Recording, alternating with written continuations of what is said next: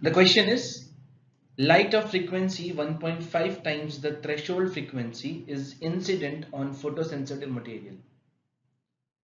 What will be the photoelectric current if frequency is halved and intensity is doubled? So we know the condition for photoelectric effect, that for photo current, that is for photoelectric effect, energy of photon should be greater than work function. That is, E should be greater than phi naught, or we can say H gamma should be greater than H gamma naught.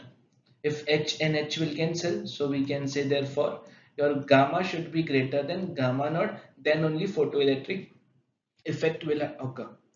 For the first case, what is happening? See, for the first case, our frequency which is incidencing is 1.5 times the threshold frequency. It means our frequency is greater than threshold frequency. So in this case, photoelectric effect will be there. But for the second case, that is when frequency is halved.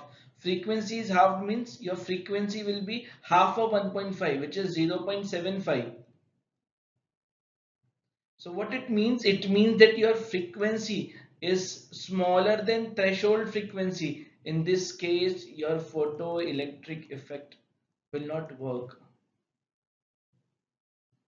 Hence, when frequency is halved and intensity is doubled, photoelectric effect will be zero. The correct answer is option B.